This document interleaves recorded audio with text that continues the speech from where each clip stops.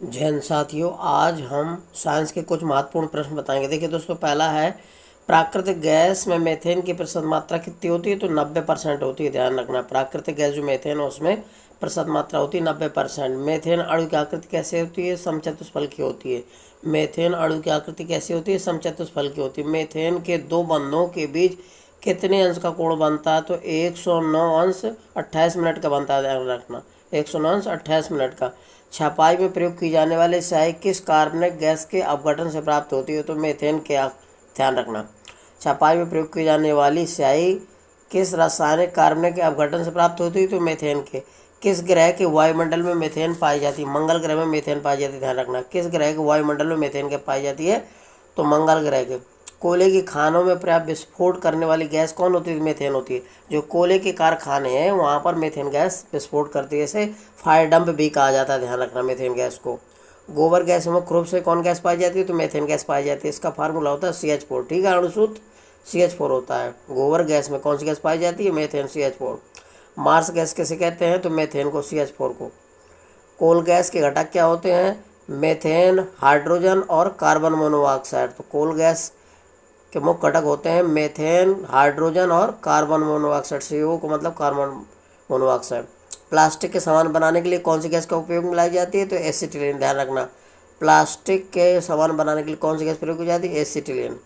Oxygen तथा acetylene का मिश्रण प्रयोग किस पदार्थ हेतु प्रयुक्त होता है? धातुओं के गैस बिल्डिंग में। ध्यान रखना, तो ऑक्सीजन तथा एसिटिलीन का मिश्रण प्रयोग किया जाता है धातुओं के गैस बिल्डिंग में।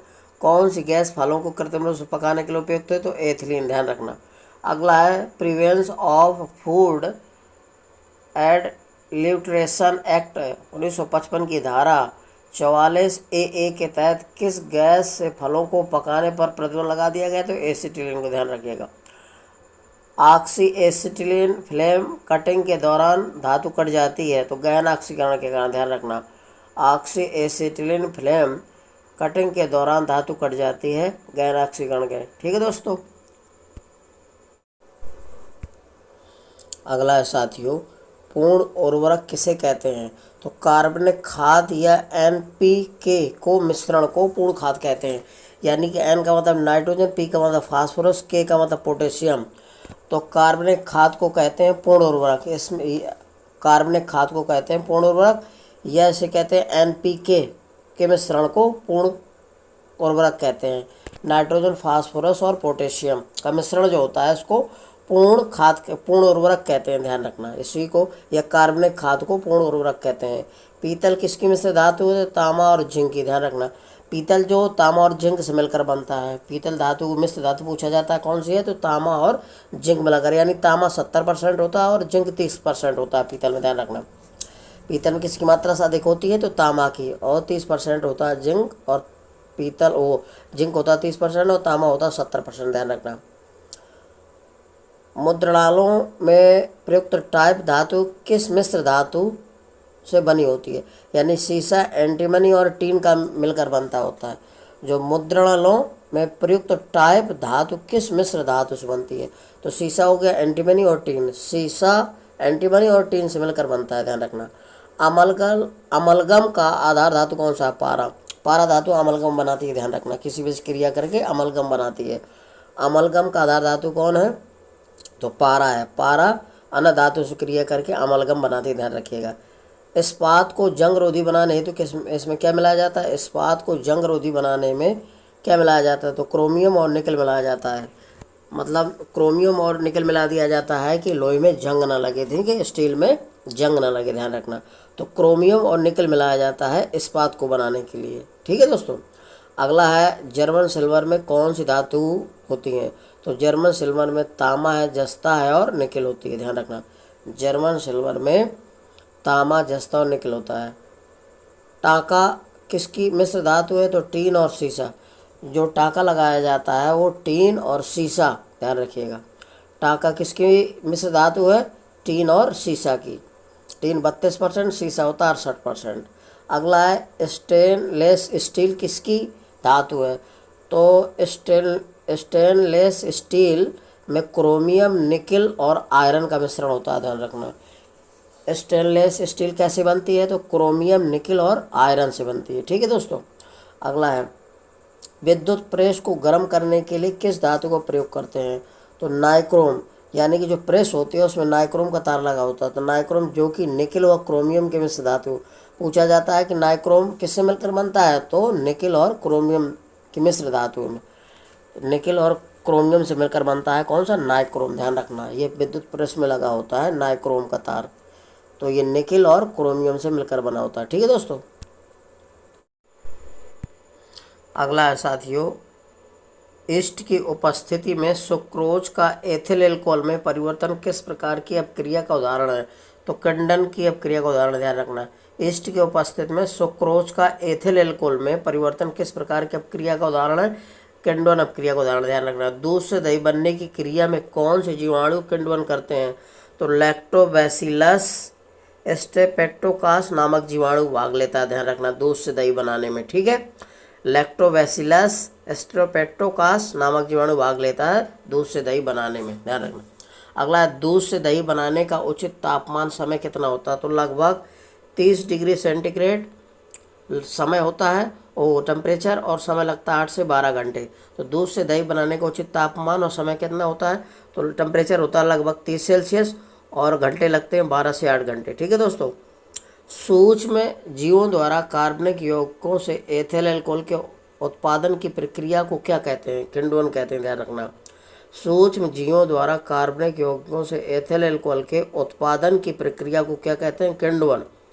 दूध से दही में स्पंदित करने वाला एंजाइम कौन सा आता है? तो रेनिन होता है। ध्यान रखना, दूध को दही से स्पंदित करने वाला एंजाइम का नाम होता है रेनिन। ध्यान रखना, दूध में रेनिन एंजाइम पाया जाता है। शर्करा या मंड के किण्वन से क्या प्राप्त होता है? तो एथेनॉल प्राप्त होता है। शर्करा या मंड के किण्वन से प्राप्त होता है एथेनॉल। ध्यान रखिएगा। अगला है, हाइड्रोकार्बन का प्राकृतिक स्रोत क्या है? तो जीवभार है। हाइड्रोकार्बनों का प्राकृतिक स्रोत क्या है? जीवभार। ध्यान रखिएगा। ठीक है, हाइड्रोकार्बनों का प्राकृतिक स्रोत क्या है? जीवभार। पेट्रोलियम एक है क्या? हाइड्रोकार्बन का है मिश्रण। ध्यान रखना, पेट्रोलियम एक मिश्रण है हाइड्रोकार्बन का। द्रव पेट्रोलियम गैस के मुख्य घटक कौन है? तो आइसोब्यूटेन व प्रोपेन। जो खाने वाली गैस होती है, भोजन पकाने वाली, यानी कि एलपीजी, उसमें आइसोब्यूटेन और प्रोपेन का मिश्रण होता है। ध्यान रखना। अगला है, रसोई गैस मिश्रण है ब्यूटेन और प्रोपेन का। द्रवित पेट्रोलियम गैस का मुख्य घटक क्या हो? तो आइसोब्यूटेन और प्रोपेन होता है, और रसोई गैस मिश्रण में ब्यूटेन और प्रोपेन का मिश्रण होता है। किसी खनिज कूप से तेल, पानी व गैस प्राप्त होने का आरोही क्रम। तो आरोही क्रम में मतलब बढ़ते क्रम में पानी, फिर तेल और मोम ज़्यादा मात्रा में प्राप्त होता है। अगला है, हाइड्रोकार्बन विजन 2025 किससे संबंधित है? तो भारत में पेट्रोलियम उत्पादों के संरक्षण से संबंधित है। हाइड्रोकार्बन विजन 2025 संबंधित है किससे? भारत में पेट्रोलियम उत्पादों के संरक्षण से। ठीक है दोस्तों। जैन साथियों, जीवाणु से होने वाली बीमारियों के नाम बताएंगे। देखिए दोस्तों, जीवाणुओं से हैजा होता है, कालरा जिसको बोलते हैं, डिप्थीरिया होता है जीवाणुओं से, क्षय रोग होता है जीवाणु से, कोढ़ होता है जीवाणु से, यानी कि ये बैक्टीरिया से होने वाले रोग हैं। टिटनेस होता है, टाइफाइड होता है जीवाणु से, प्लेग होता है, काली खांसी, निमोनिया, गोनोरिया और सिफिलिस, ये दोस्तों जीवाणु बैक्टीरिया से होने वाले रोग हैं। ठीक है दोस्तों। अब दोस्तों, वायरस यानी विषाणुओं द्वारा होने वाले रोग, वायरस जनित रोग यानी जो विषाणु से फैलते हैं। ठीक है दोस्तों। पहला है छोटी माता विषाणु से, खसरा है, पोलियो है, रेबीज है, चेचक है, जन्नांग हर्पेस है, एड्स है, हेपेटाइटिस है, इन्फ्लुएंजा है, खसरा है, गलसुआ, ट्रिकोमा, जेनाइटल हर्पेस, ये दोस्तों सभी विषाणुओं द्वारा फैलते हैं। ठीक है दोस्तों। अगला है साथियों, कौन सा विटामिन मूत्र के साथ उत्सर्जित होता है? तो विटामिन सी मूत्र के साथ उत्सर्जित होता है। ध्यान रखना, विटामिन सी मूत्र के साथ उत्सर्जित होता है। शरीर में जल तथा आयनों का संतुलन बनाए रखने की प्रक्रिया को क्या कहते हैं? ओसोमो रेगुलेशन। ध्यान रखना। अगला है, रक्त में यूरिया का स्तर सामान्यतः कितना होता है? 20 से 40 mg प्रति 100 ml रक्त में होता है। ध्यान रखना, रक्त में यूरिया का स्तर 20 से 40 mg प्रति 100 ml रक्त में होता है। रक्त में जब यूरिया की मात्रा बढ़ जाती है तो क्या कहलाता है? यूरेमिया कहलाता है। ध्यान रखना, रक्त में जब यूरिया की मात्रा बढ़ जाती है तो कौन सी बीमारी कहलाती है? यूरीमिया, यूरीमिया कहलाता है। मूत्र में कौन सा पिगमेंट पाया जाता है? यूरोक्रोम पाया जाता है। मूत्र में कौन सा पिगमेंट पाया जाता है? यूरोक्रोम। उत्सर्जन की कार्बन इकाई क्या होती है? नेफ्रॉन। उत्सर्जन की इकाई क्या होती है? नेफ्रॉन। हेनले लूप कहाँ पाया जाता है? वृक्क नलिका में पाया जाता है। ध्यान रखना, हेनले लूप कहाँ पाया जाता है? वृक्क नलिका में। पक्षियों का उत्सर्जी पदार्थ क्या होता है? यूरेकम। पक्षियों का उत्सर्जी पदार्थ होता है यूरेकम। ध्यान रखना।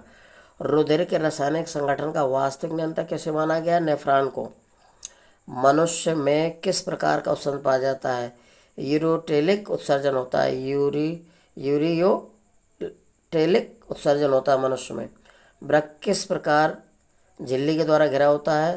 तो पेरिटोनियम झिल्ली के द्वारा, पेरिटोनियम झिल्ली के द्वारा जुड़ा रहता है, घिरा रहता है, सॉरी। वृक्क कोशिकाओं में ऑक्सीडेटिव डीएमिनेशन की क्रिया कहाँ होती है? तो माइटोकॉन्ड्रिया में होती है। ध्यान रखना।